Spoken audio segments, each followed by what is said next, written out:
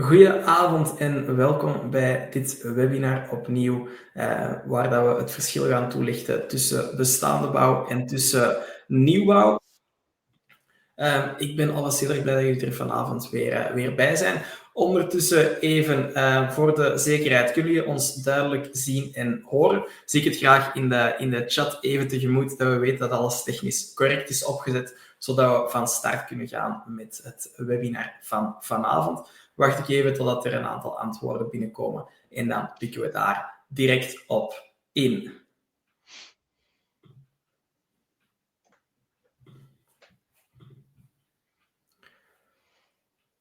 Ik zie hier al een aantal mensen met ja stemmen voor vanavond. Dus dat is goed om te zien dat je ons duidelijk kan horen en zien. Vanavond gaat het webinar ook grotendeels in het Engels gaan plaatsvinden, omdat we dit presenteren samen met Ludovic. Ludovic is projectontwikkelaar hier in Spanje, is dus Spanjaard. En vandaar dat we een heel groot gedeelte van vanavond in het Engels gaan voorzien van de presentatie zelf. Ik heb hier genoeg reacties zien binnenkomen dat het geluid inderdaad in orde is. Dus kunnen we van start gaan met het webinar voor vanavond. Waar dat we eigenlijk de verschillen gaan aanhalen tussen enerzijds bestaande bouw en anderzijds nieuwbouwwoningen hier in Spanje. Nu, de reden dat we dit webinar hier organiseren vanavond is omdat er heel wat zaken veranderd zijn of aan het veranderen zijn in Spanje en toch niet hetzelfde zijn zoals dat we in België en Nederland allemaal kennen.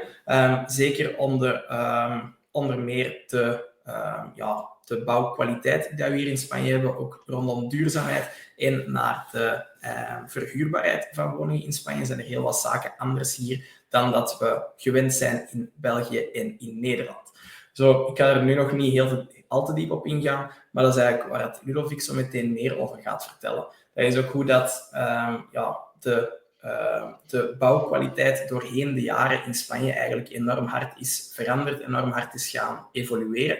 Waar dat ze bijvoorbeeld voor 2013, dat toen in Spanje was men vooral bezig met zoveel mogelijk kunnen bouwen op zo kort mogelijke tijd voor de toeristen, waardoor ze eigenlijk naar duurzaamheid, naar bouwkwaliteit, naar materialen toe heel erg weinig hebben gekeken. En dat daar die duurzaamheidsfactor eigenlijk meer een luxe object was, een luxe add-on, maar geen standaard toepassing daarvan. Totdat in 2013 en 2019 vanuit de Europese Unie er heel wat rondom duurzaamheid gepusht werd, waardoor dat ze de technische bouwcodes in Spanje zijn gaan aanpassen. Enerzijds in 2013 echt naar die energiezuinigheid dat ze zijn gaan toepassen en in 2019 naar nagenoeg energieneutraal wonen. En vandaag zijn daar nog heel wat regels, een heel andere manier van bouwen dan dat andere woningen bijvoorbeeld van voor 2013 juist hebben.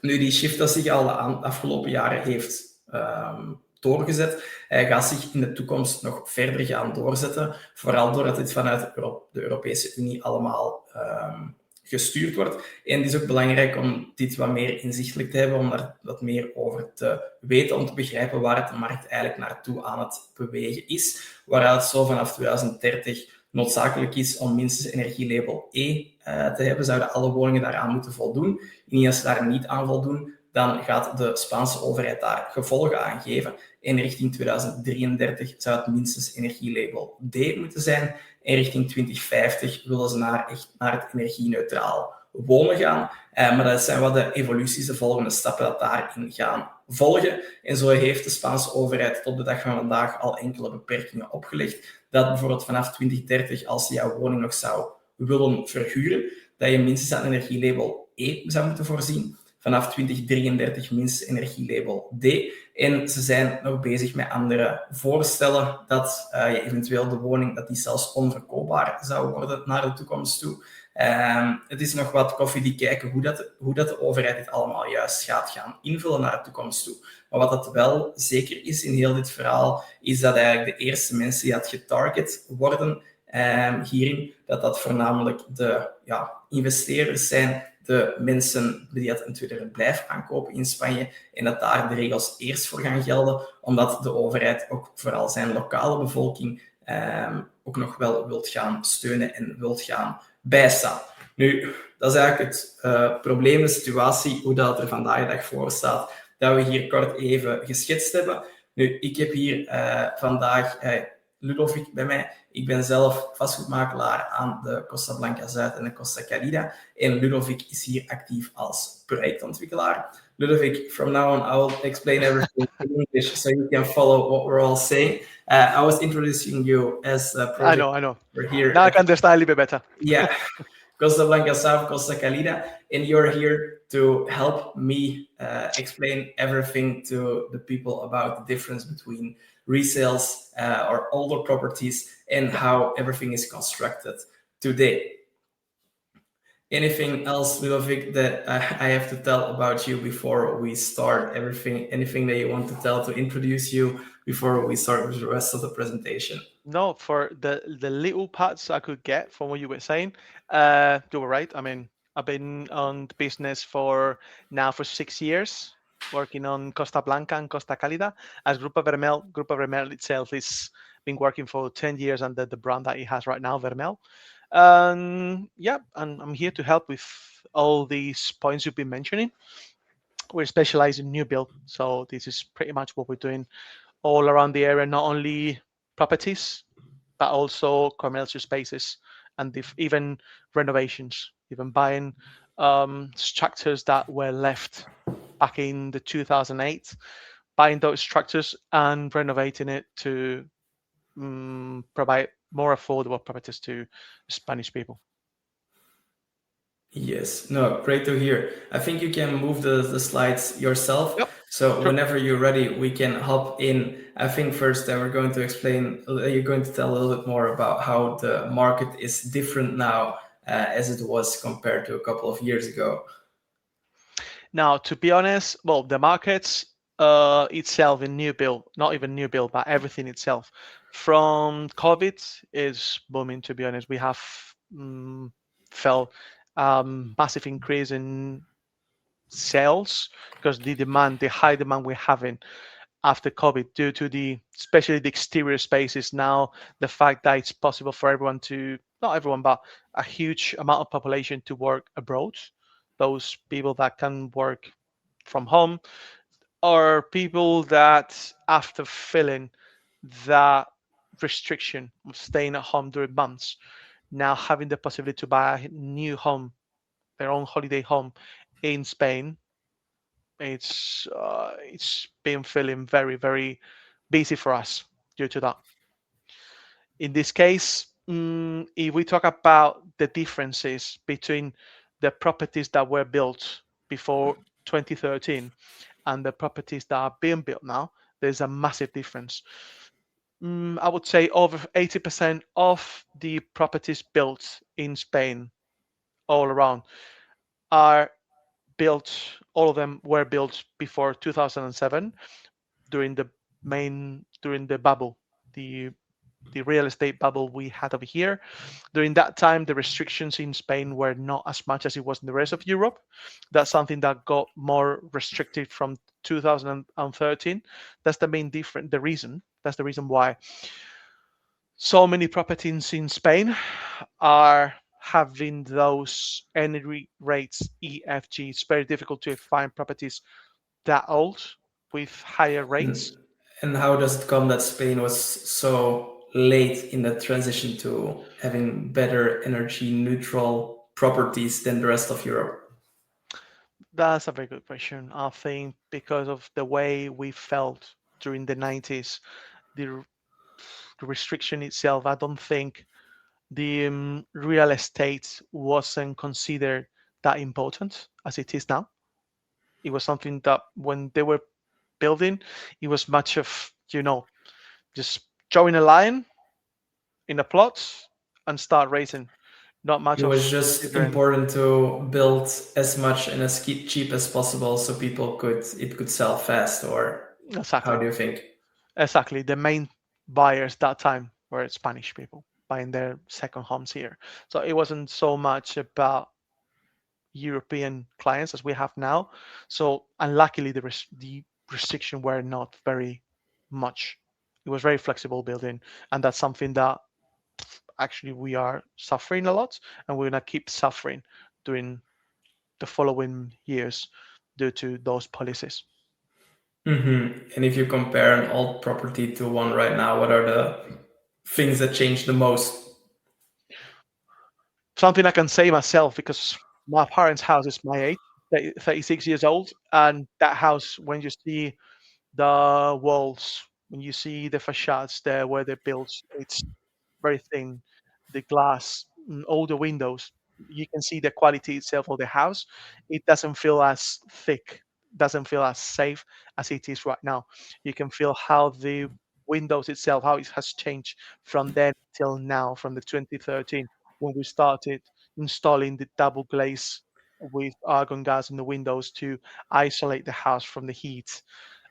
How the facades are not just double brick with air cameras, just a single air camera and a plasterboard. The way it is now with a double brick plus all the isolation, the air camera, all the rock wool, the way the walls are right now, you can feel a much difference. I think we have later in the presentation some examples of it, of what the differences are. So we're gonna. So you can get more into detail about that later on. And all properties that you're building right now, they are that are built after 2013. They are rather energy label A or B. Correct. Yeah, that's the minimum we required due to the technical building code. So all the energy rates you're gonna find in all properties from the 2013 onwards, they're all A or B. It's not possible to do anything lower than that. Yeah. Yes. For example, even if we talk, because this is a very common question that I have from clients buying here or potential clients, it's the difference in the construction we do here compared to the Northern Europe or even northern part of Spain, because it's the weather in the north of Spain is very similar to what you can find in Belgium or the Netherlands. In this case, in our area, we're mainly focused on repelling the heat. Days like today. Today is, if I'm not wrong, it's 19th of May, and we were reaching 30 degrees today. So our main point here is repelling the heat. Not so much about keeping it inside the way it's built up north, but here we're trying to keep the house cooler. In our case. Don't make the people jealous that are listening from abroad where it's not as warm. I know. When you I know it's nice, but when you don't have any option, trust me that some days could be you know that. No, so you're happy to get the heat out of the property as well, and not everything stays inside. Exactly. Yeah, I think we discussed already a bit about what the new regulations are that the EU is pushing more and more towards Spain, and that Spain is a little bit lost in class to follow all of the rules, which we already did a long time ago in Belgium and Netherlands. So that's what makes it sometimes hard, I think, for clients to understand what the differences are, as an old building from the 70s in Belgium and the Netherlands is something that it needs a new kitchen and a new bathroom, but then it's a completely new property. But if we look at a property from the 70s in Spain, I don't know, Ludovic, if you can tell a bit more about the feeling that you have if you step inside of such an apartment compared to what you have with a new building here. Literally, what you feel when you're at, for example, an 1990 apartment, what you feel is literally your neighbor is next to you. It's the separation between you and your neighbor is the same as you have from your kitchen to your bedroom. So it's the same isolation. So nothing, to be honest. It's just a single brick or two bricks with an air camera in between, and that's all you have. So it's a pity. It's a huge pity. For example, the isolations we have here. Yeah. Yeah, I think that's a small example of a lot of things that you notice when you step inside such a property. But maybe also as well, what are the main advantages for people that are, or what makes an old building still interesting for people to invest in or to buy? That's a good question, because the existing properties, all the existing properties, have the advantage of being built on most of the times in the best places, city centers, frontline sea. They have actually the hottest points in the best places, in the best towns, the best cities. All the properties are built already there. So in that case, obviously, if we're looking for location, most of the times an existing property is going to be better than new build. I'm not saying obviously the new builds are not good, but obviously if you're looking to be in a place like, for example, we're very related to Los Alcázares because of where we're building and where you are right now. If we talk about Los Alcázares, the whole town center is around 50, 60 years old at least. So that's the main difference. That's the main difference, the main advantage of it. It's true that obviously it has its own disadvantages and risks, which means the isolations, the houses, as I was saying before, is not as good as what we're doing right now. For example, the electricity, it's not very efficient the way it's been arranged. It's even in some places when you buy the house, you're gonna be having a look. You're gonna have to do a whole inspection of the electricity because you can see many faults on it, or even plumbing. Pipes that were used before are not as good as they're used right now. The materials that were used before could be even rusted or too Okay. thin. So it could be a problem. That's something that it needs to be mm, taken care of. Obviously, if you find a good bargain, is a property that is quite good to buy and flip. If you know how to do it properly in Spain, it's a very good advantage. Buy a no property just to renovate it and resell it. So just to clarify, it's mainly the location that's quite interesting with the old properties. Yeah. But I've been looking to buy resell myself in the past. But once I stepped in, I noticed just a big difference for me is as when I'm in Belgium or people in Netherlands. All clients, as well as me personally, I like when I have a big open kitchen and a living room in one space where you can be close to each other, have dinner all together in the living dining area. I know. But I think with 95% of the properties that I've seen from the older properties in the city center, the kitchen is literally at the other side of the house as I the was living gonna say. room is.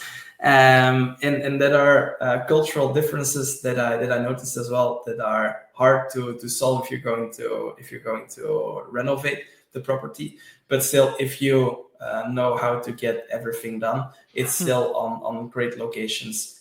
But you need to take some risks to get everything done. And you never know upfront what you're all going to see, all going to notice Yeah, in the I know. property once you start renovating it. Now, if I we know. have a look at the new build properties, if you compare it with mainly the location is the best on the resales, why would it be interesting to look at the new build at the other side? Obviously, here what you're buying is something else. It's not just the shell. I would say that you're buying when you're buying a resale, but when you're buying a new build, you know you're buying, first of all, you're buying guarantees. Okay.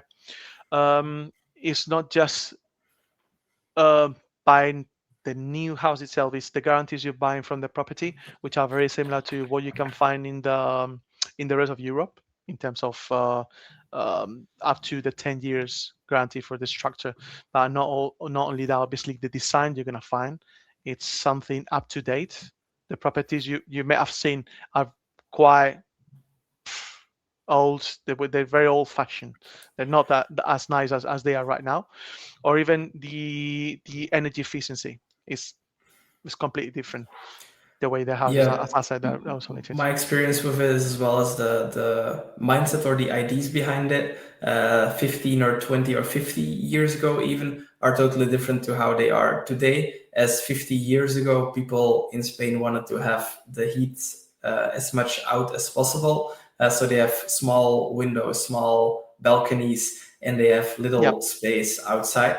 If we compare that with how everything is built today, it's literally the opposite of what we saw from all of the older apartments in the city center. Is that all of the apartments have big windows, sliding doors, so they can open the whole living area, the whole dining space.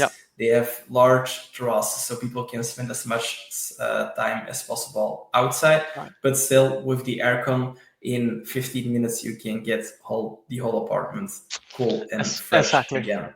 Exactly. That was the idea when it was built before. So the efficiency of cooling the house wasn't as good as it is right now. There were a lot of leaks, so you know that as soon as the aircon was off, in 10 minutes the house was boiling again.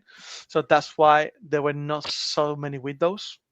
The houses are quite dark. There's as less windows as possible, just to keep some ventilation, and that's it. It's not the way it is now, or the way it's been always in Belgium and the Netherlands, where big windows to have all the sun coming in. Here we have that now because of the isolation efficiency. Yes, and for which people would you say a new built apartment would be more interesting than to look for in a resale? To be honest, bearing in mind the prices we're having nowadays, I think it's something that it's not just for a premium client, but bearing in mind for everyone. It's quite important for everyone to keep that in mind, because as I say, when you're buying something like this, it's not just the guarantees you're buying, but everything else that could be implied in the property. So this is something quite interesting for someone that is looking to be, mainly because it's not so much in the town center, to be more on the outskirts. So it's in a more residential area, more quiet, something more like that. Or even places like golf places, where we know that there's plenty of space to build around golf places, where we have quite nice views. It's quiet, and again, we know it's modern. And obviously for people that are not in a rush to get to the property, someone that want to buy something, getting the price from today and getting the house delivered within 1 or 2 years. So they know that if they have good savings, they have some stocks, they know they can still get some good profits from that, and they have to get rid of the money straight away. If we hop into more details, some more technical things from the property itself, how it's built today compared to the past, I would love to give you the word for the next couple of slides to explain a little bit what the differences are about that. So from you get the control over the slides now to go over it, and I'll make sure that I'll move our faces out of the way so you can explain everything in a bit more detail. There are some things I think that we already said or noticed right now, so you can go over those things a little bit more quickly, and then I'll have another look at the questions that we got in the meantime as well. Perfect, because we've been talking, as you're saying, we've been talking about these already. I'm gonna be quick, so no one gets bored. So as we've been saying, as is showing the slide, is 3 different points. So walls and roofs, the way, for example, we're doing all the isolations with the double brick, the way we're doing with the double brick with the polyurethane foam and rock wool, all that stuff, the way it's been built right now is a huge difference. Right now, the walls are not even thinner than 30 degrees. 30 centimeters, at least 30 centimeters thick. So that creates a big isolation, from the outside. In this case, windows, we're not so scared of having big windows right now due to the thermal breach, thermal breach breakage we install in all the windows, okay, with the double or triple glazings with argon gas filled to create a much better isolation. And not even that, to minimize the heating, we're also blacking out the windows. That's something that you don't realize too much, but the windows are slightly blacked out to avoid so much sun to get into the house, so it doesn't get so heated. Okay. And then actually, yeah, I'm sorry. And the building orientation is quite important to orientate the properties in a way that they are having enough sun, so the houses are heated enough to be warmer during winter. But we know that the efficiencies, the technology we're doing into the house, is going to keep the house cool when the summer comes. Okay. Let me. Then, for example, if we talk about some other differences, as we're showing over here, we're seeing over here the aerothermal energy, which in this case it's the way that that's connected to the mechanical ventilation that makes a double flow. In this case, the aerothermal energy, it's getting all the heating from the outside, all the humidity from the air to create energy and boil the water for the whole house, and that is actually combined at the same time with mechanical ventilation, the installation of mechanical ventilation on all the wet rooms to keep I the think I house even have a fresh. picture of Oh, it. I didn't see that before, or I forgot about them. So yeah, exactly. In this case, you can see exactly how it's been done. So all the rooms are connected with the mechanical ventilation, so it's refreshing the house all the time that way. So I think that picture clarifies that quite easily. Okay, let me see.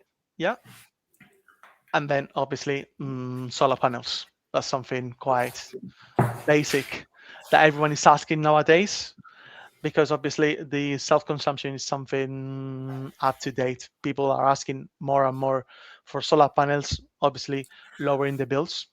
Do you have And any idea why in Spain barely any people have solar panels, and in Belgium and Netherlands everyone has it, but the sun barely shines?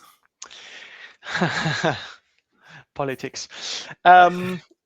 We had, I don't remember exactly the year, but we have a president, we have a party before in the middle of the, I think it was around 2012, 2013, that they placed what we call is the sun tax.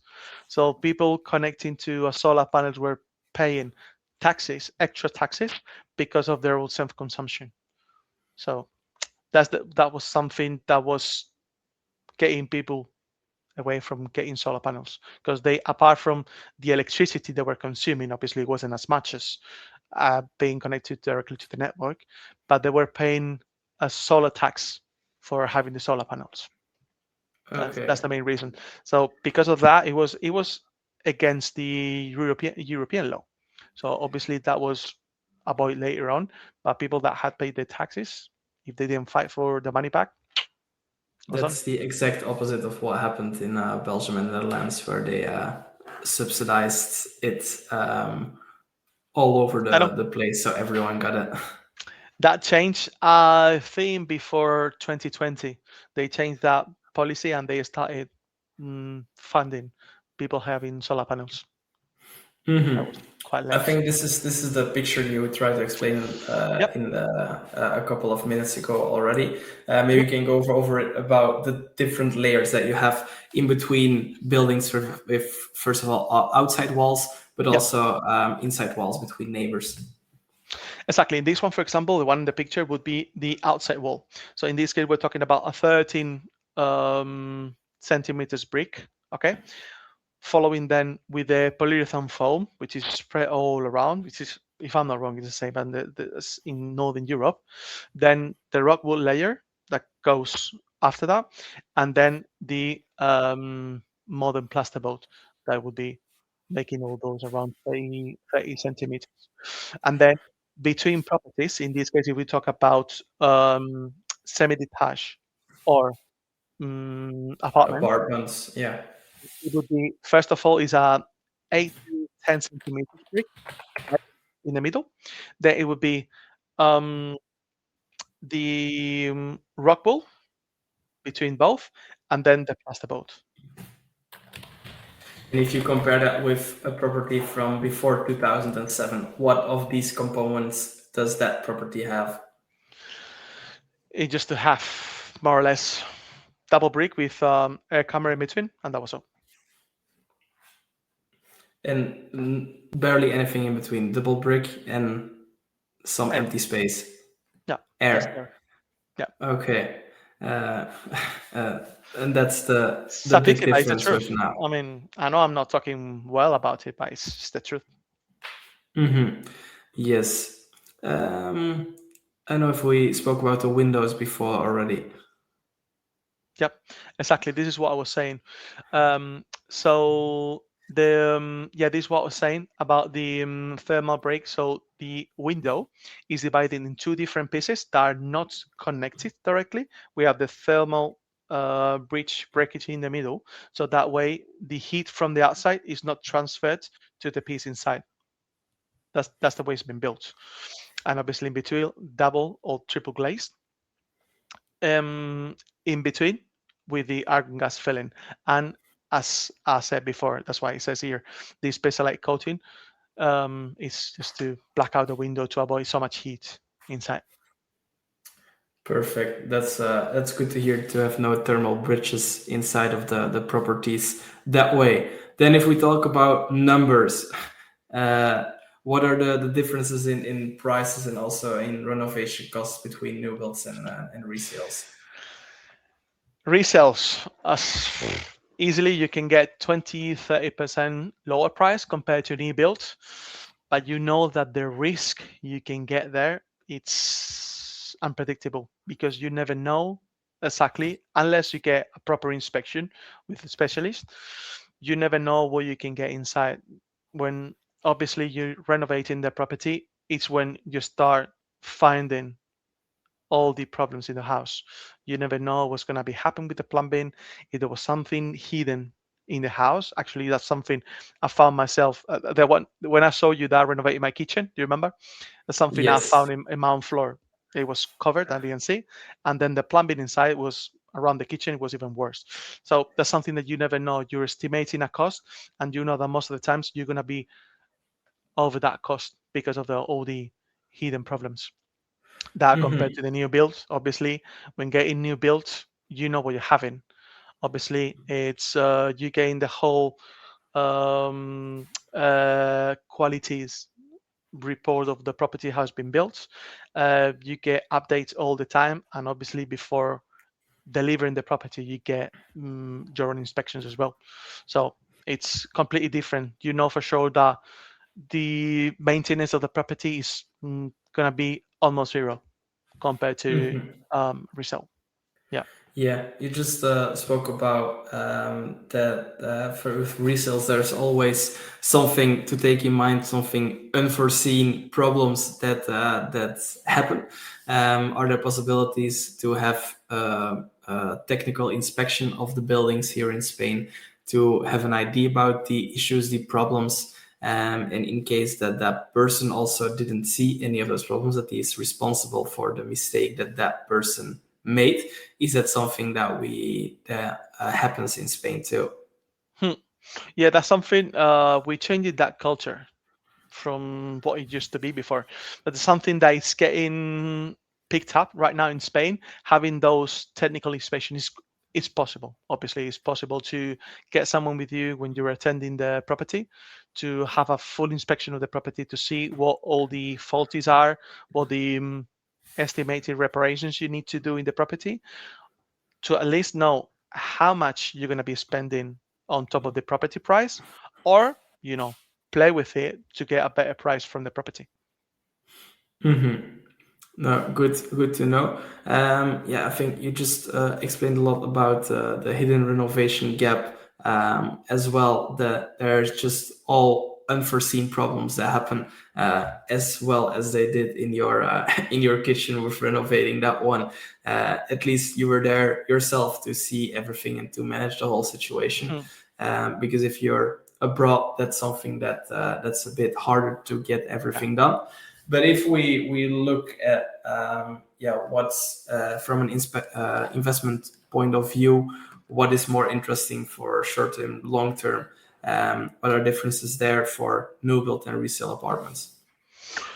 It's a big difference depending on what we're looking for. It could be more beneficial one than the other. In this case, if we're looking for short-term rental, myself and most of the market could be agree with me, it's resales. As we spoke before, resales are normally better place. City centers, beachfront, which makes it more attractive. And you know that the person staying short term, which could be a week, maximum 2 weeks, is not looking much about the efficiency of the property, but just basically sleeping there and getting out. They're doing just sightseeing, so they're not using the house itself. So in that case, it's not so interested getting so much in the price, but going for a resale. However, if we talk about not only long term, but another thing that I think I can explain even later, it's a time of kind of short term. It could be 4-6 months. Okay, that could be more interesting for new build. In this case, new build, it's much more interesting due to the value of the property itself. That's something that someone that is looking for long term is going to be looking for.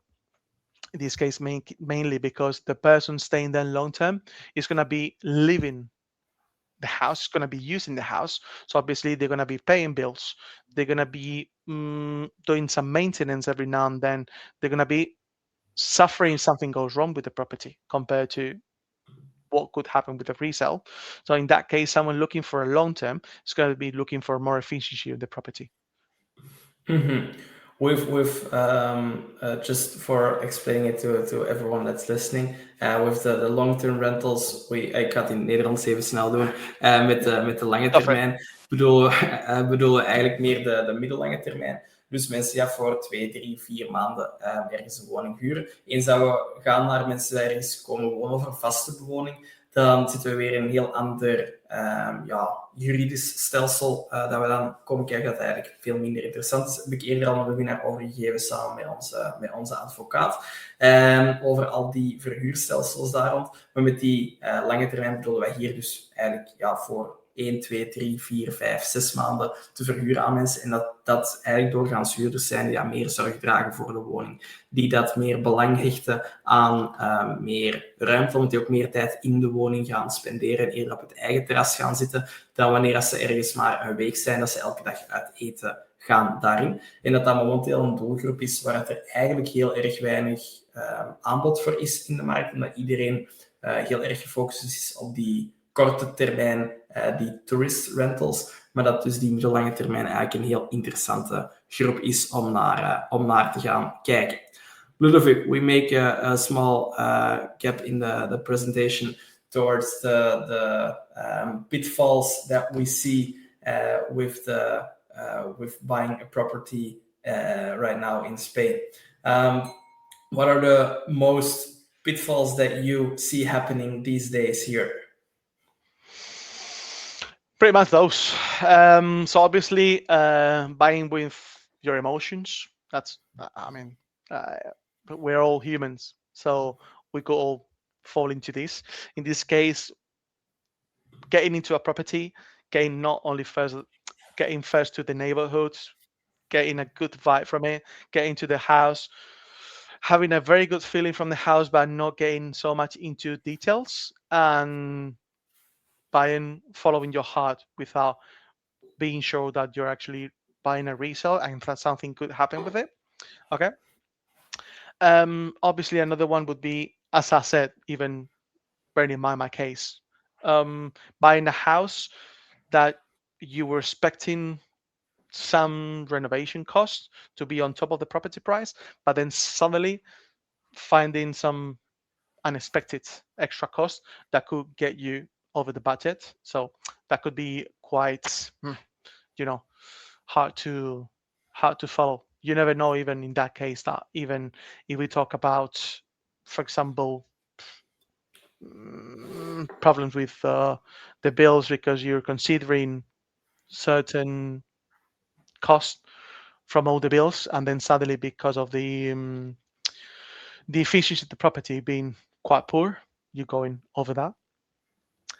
And then obviously buying a house that needs so much renovations that once you realize about the regulations, that because they're getting so tight, getting into troubles to get a property on point. If you're looking for a property that could be already on a EG or F, energy rate, and then being quite difficult to sell it from the 2030. Yeah, I think it's important to take in mind the I know it's an expression in Dutch, but I don't know if it makes sense in English. But the knife cuts at both sides. In the first place, with a new build, you pay more upfront, so it's it's a bigger investment to get a new fully done property in the first place. So it's hard in the beginning. But then you're quite sure for the next 20 years or for the next 10 years that you don't have a lot of things to do with the property. Everything is done correctly. Everything is new. So you don't have a lot of maintenance. If you buy a resale, you can get it way cheaper right now. But you have to take in mind that you literally have to make more investments in the next couple of years. First, if you want to rent, it's important to get it done immediately. If you want to or just do it for own uses, the renting is not that important. You have to get it done after a couple of years to be in to get it towards the how do you say rules from the Dutch, European Union. You don't find the words. I was looking for the words in English. I didn't even come up with it in Dutch. But that you have some more time to get it done. But it's a cost that you have to make because otherwise your property might be not sellable anymore in the future. So it's just you spread it in time.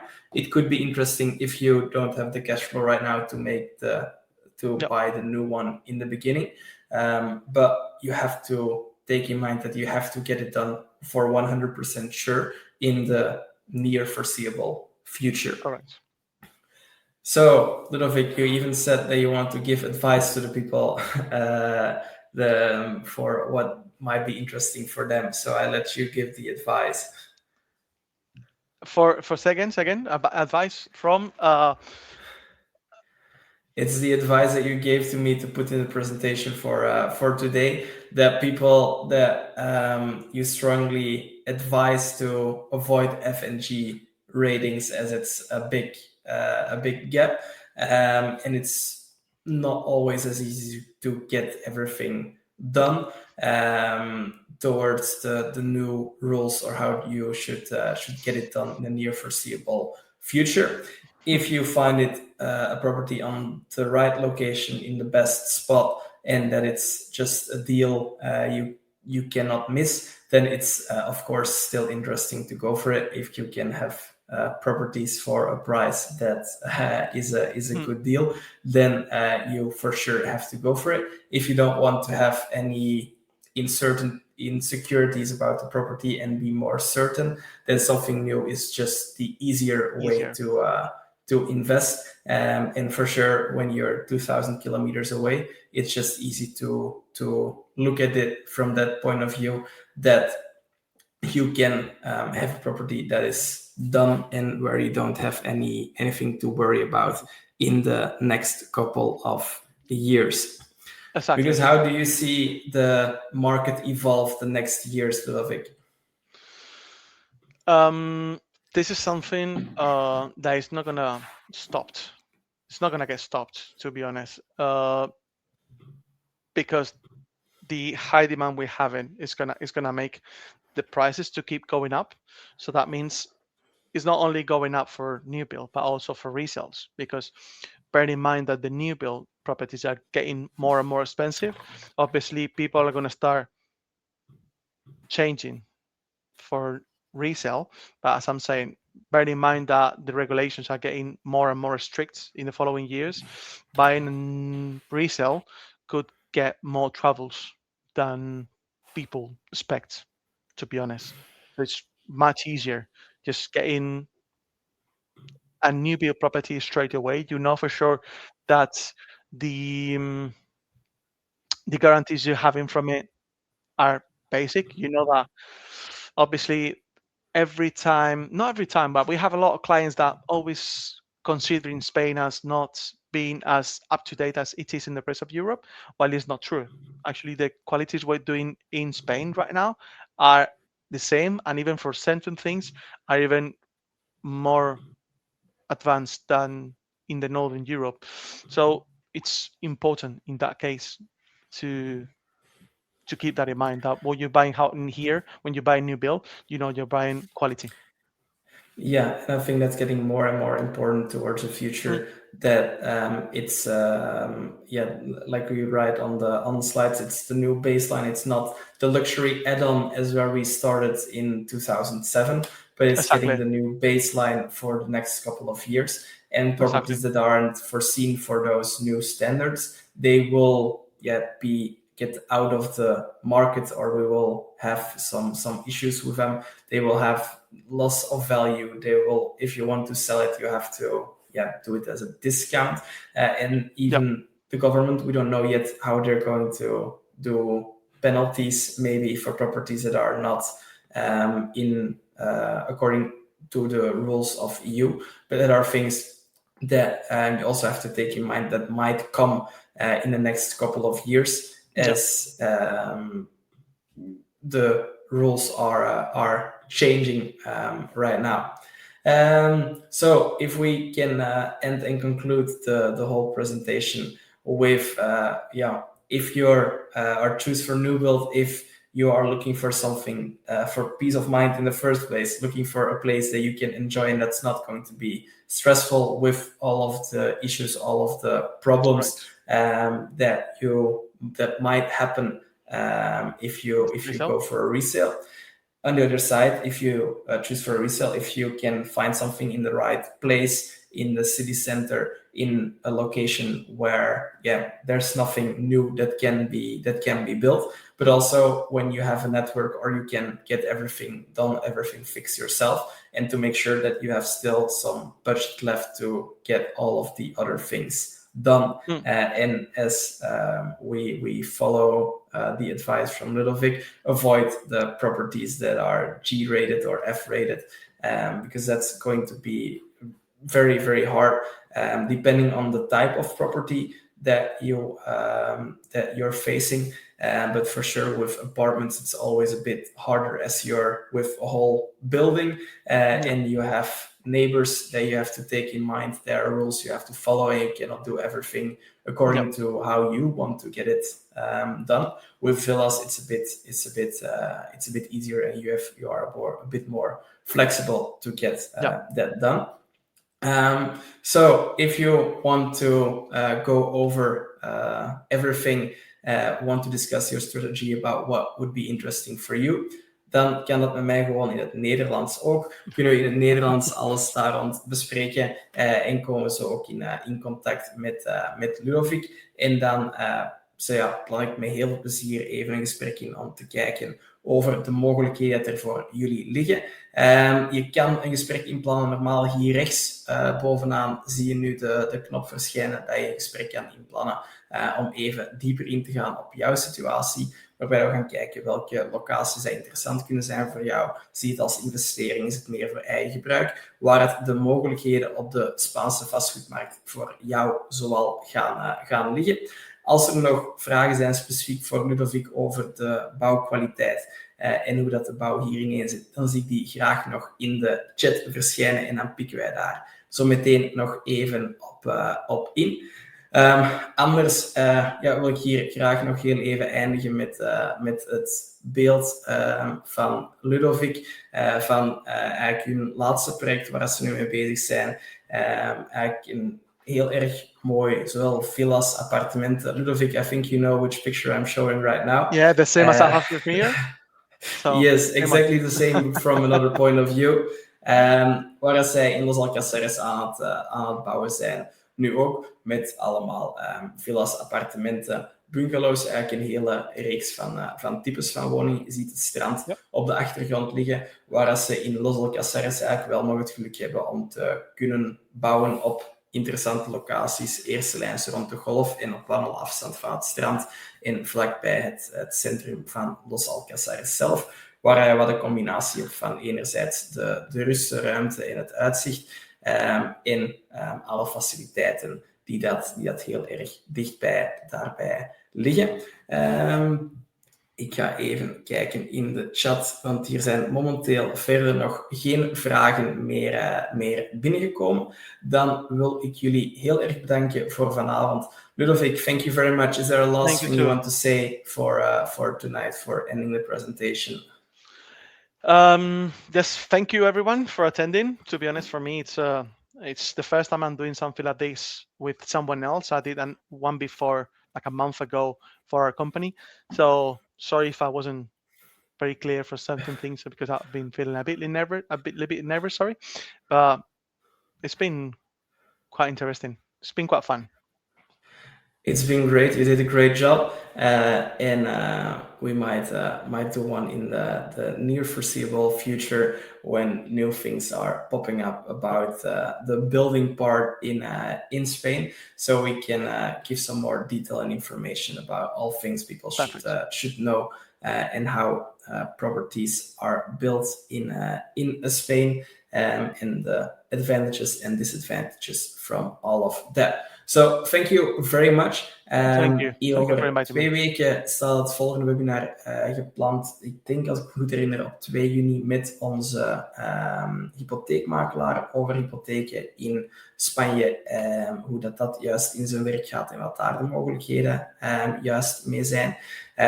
Daar zijn jullie ook van harte welkom om dit mee te volgen. Ik wil jullie alvast bedanken voor vanavond en tot de volgende. Tot ziens.